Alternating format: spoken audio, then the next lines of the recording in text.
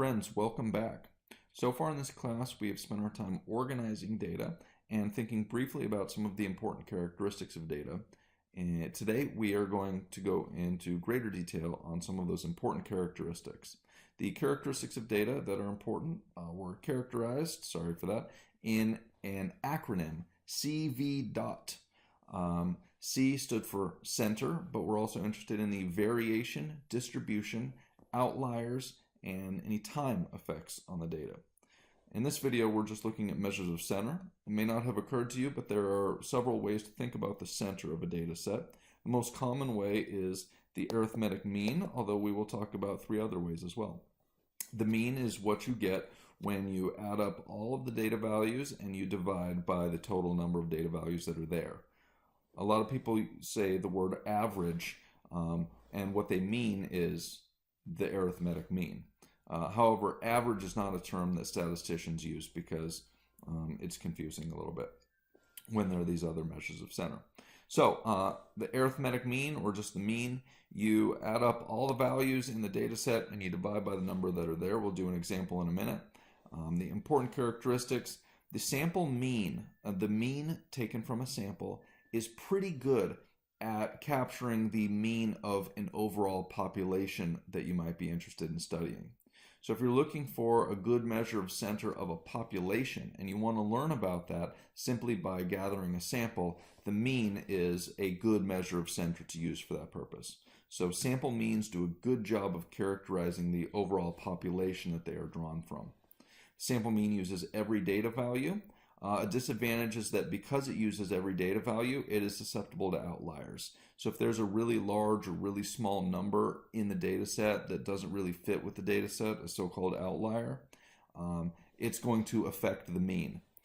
Some people say that because of this, the mean is not, quote, resistant. Resistant just means that it can stand up to the inclusion of outliers without affecting it very much. It's one way of thinking about it.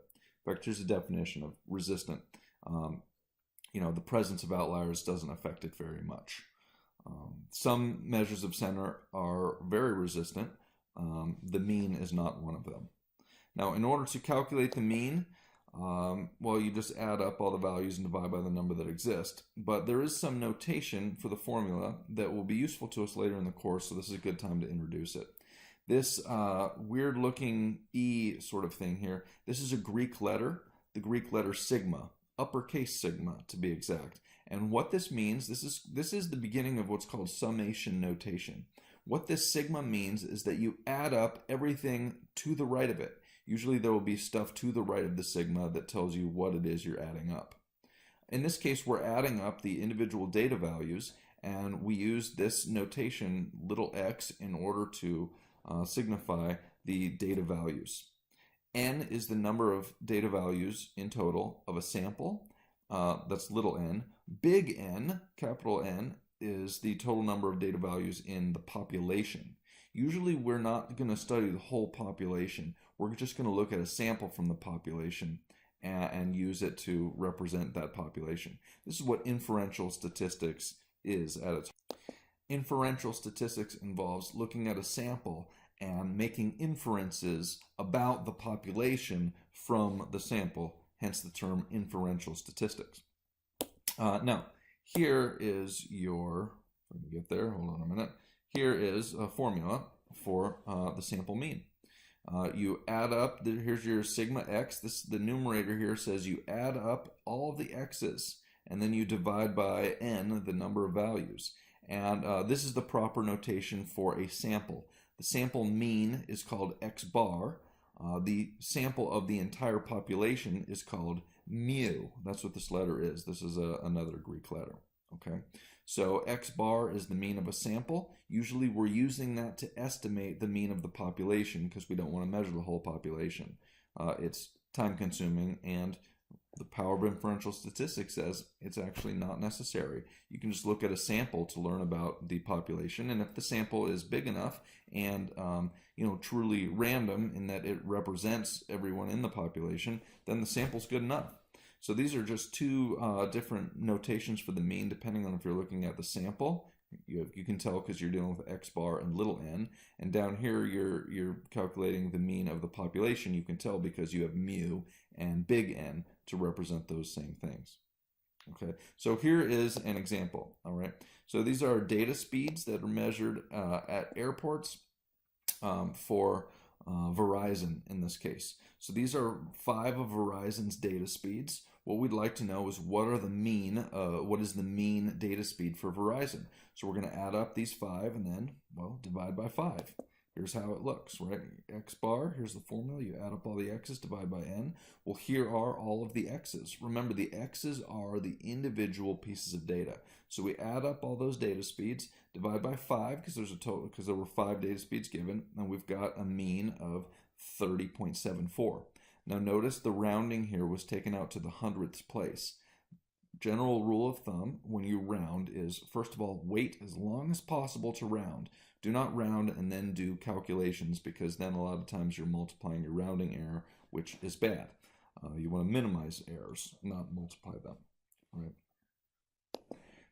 And the main thing, though, with rounding is that you want to take your rounding out to 1 decimal place beyond how the data are presented. Now, our data speeds here were taken out to the 10th place, right? 38.5. Well, 0.5 is the 10th place. So 1 data place beyond the 10th place is the 100th place. And that's why we take it out to 30.74. Okay, so calculating the mean is relatively straightforward. You just add up all the data values and divide by the total number. So just to reiterate, we don't use the term average. Average is used by normal people in normal life, but statisticians don't use average because it doesn't actually mean anything. There are different measures of center, and statisticians are careful about which one they're talking about. So we'll use the term mean, median, etc. As necessary. So try to avoid the use of the word average.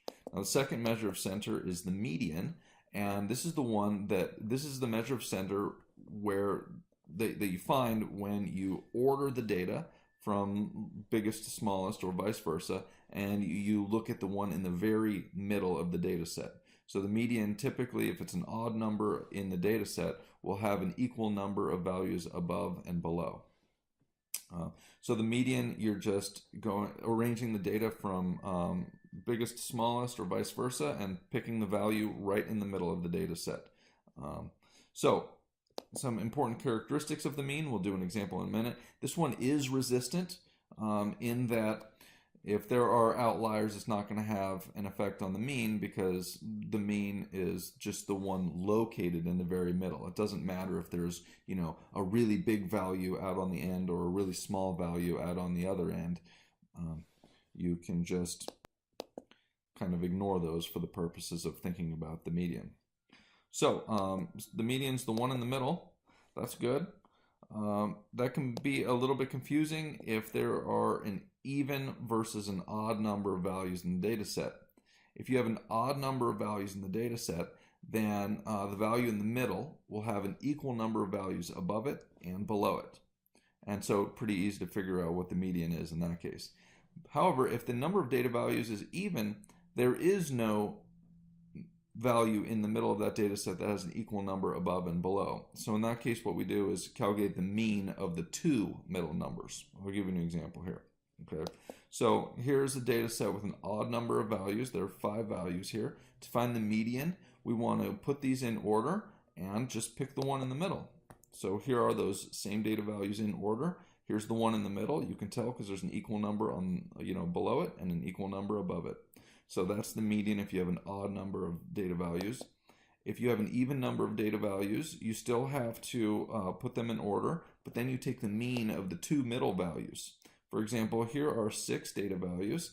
The median, then, well, notice that you got to take these 2 values in the middle and then take the mean of those, and that's exactly what's going on here. We add them up and divide by 2, and so we get 23.8. Okay, so if you're looking for the median, you put the values in order. If you have an odd number of values in your data set, the median is just the one right there in the middle. It has an equal number above and below. If you have an even number of values in the data set, you have to take the mean of the 2 middle values. All right.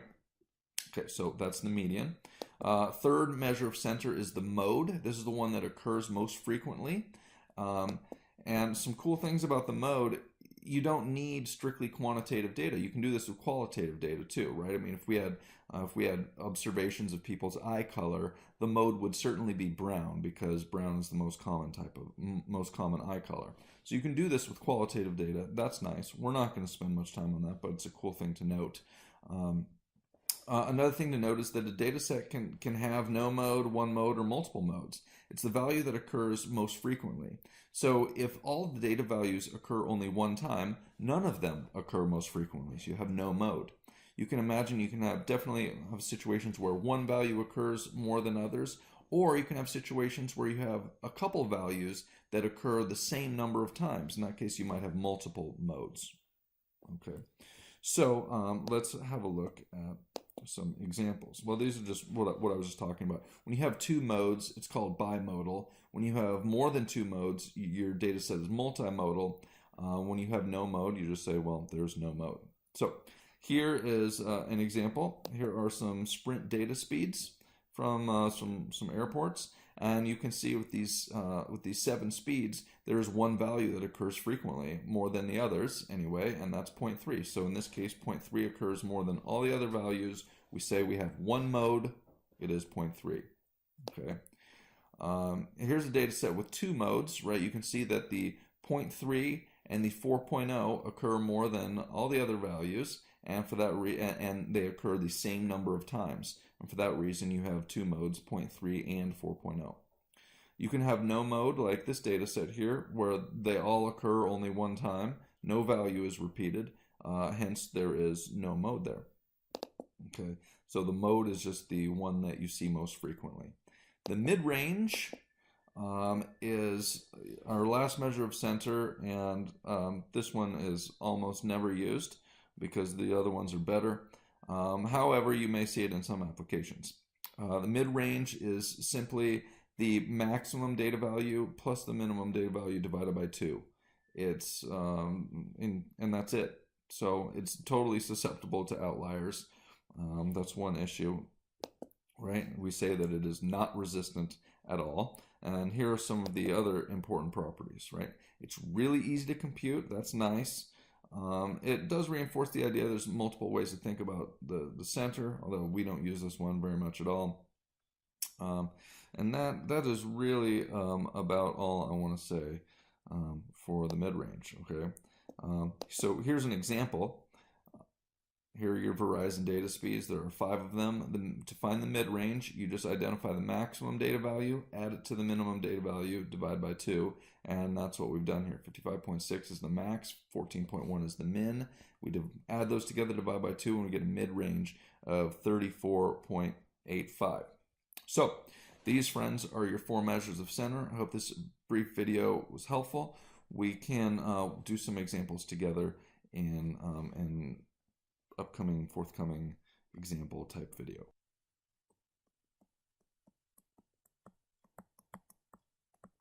A Kearns production. All rights reserved.